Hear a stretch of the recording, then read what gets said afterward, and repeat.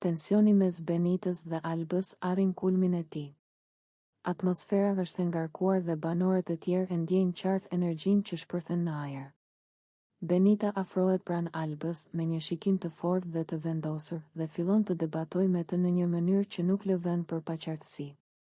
Ajo e nis me një ton të ashpër, duke i thënë Albës se është një femër pa karakter, duke e akuzuar për sjellje që sipas saj janë të papranueshme.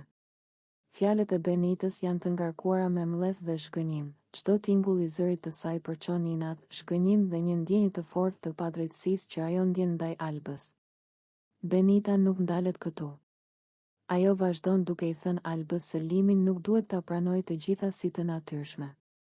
Ajo i përmend se Limi shkoi më parë me Dolçen dhe se më pas u kthye te Alba, duke treguar për një situatë që e ka bërë Benitën të ndihet e tradhtuar emocionalisht. Fjalët e saj janë të qarta dhe nuk ka asnjë hezitim. Ajo i thot Albës se nuk ka sedër, duke i treguar se sipas saj, Alba nuk ka kuptuar ose nuk ka ndjerë rëndësinë e situatës.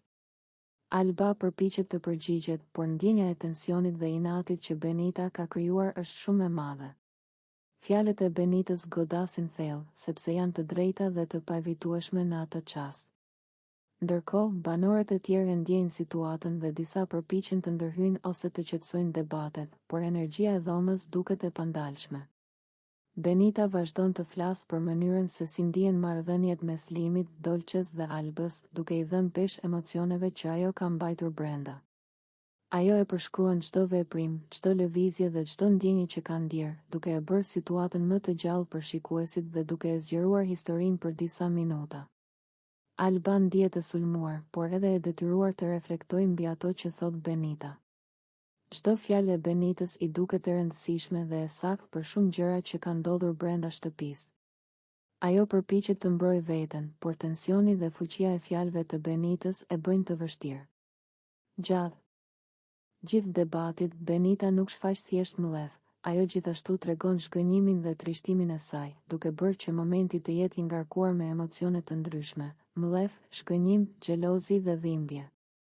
Debati vazhdon për disa minuta, me fjalë të forta dhe shikime të ashpra, duke e mbajtur tensionin të lartë dhe emocionin të pandërprerë. Në fund, situata është e qartë. Benita ka shprehur ndjenjat dhe mendimet e saj, ka treguar zhgënjimin dhe mlefin ndaj Albës dhe ka bërë të qartë se si i ka ndikuar sjellja e Limin. Për publikun, ky moment është një nga më të fuqishmit emocionalisht, duke e mbajtur vëmendjen për më shumë se 5 minuta dhe duke treguar marrëdhëniet komplekse dhe konfliktet që mbizotërojnë brenda shtëpisë.